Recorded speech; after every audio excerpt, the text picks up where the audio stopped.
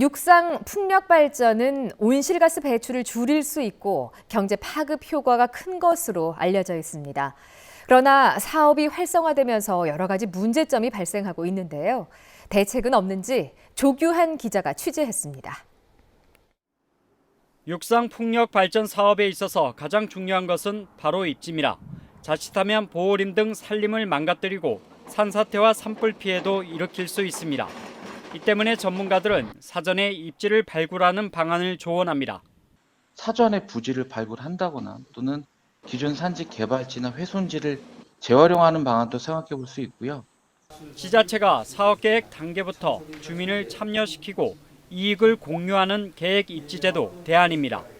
태백의 가덕산 풍력 발전이 대표적 예인데 산림 훼손이 적은 입지를 선정하고 주민 반발도 줄일 수 있습니다. 주민 수용성이나 동의를 확보하는 절차 이런 것을 좀 공식화해서 최근에는 특히 이제 주민 참여형으로 해서 단지 개발을 많이 하는데 합리적인 소통이 이루어지는 제도 이런 것들이 있으면은 아직 경제성이 낮기는 하지만 풍력 발전기를 작게 세우는 것도 방법입니다. 다만 세계적으로 풍력 발전기가 대형화되어 있어 소형화 기술력을 높이는 게 관건입니다. 해상 풍력 발전도 대안인데 강원 동해안의 경우 수심이 깊어 상용화하기 힘든 실정입니다.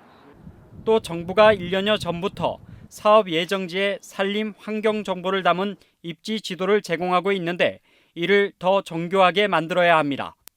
환경 산림 이외에 풍력 사업하면서 참고가 돼야 될 정보들은 계속 업데이트되고 고도화돼야 되지 않나 이렇게 생각합니다.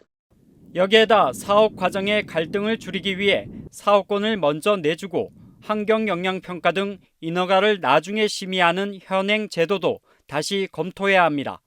사업자의 재해 책임을 강화한 담보제 도입과 인허가 과정에 참여하는 공무원의 전문성 제고, 외부 전문가 검토 등도 생각할 수 있습니다. 무엇보다 주무부처인 산업부가 계획 목표를 달성하기 위해 다른 부처를 끌고 가는 방식으로는 사업이 효율적일 수 없습니다.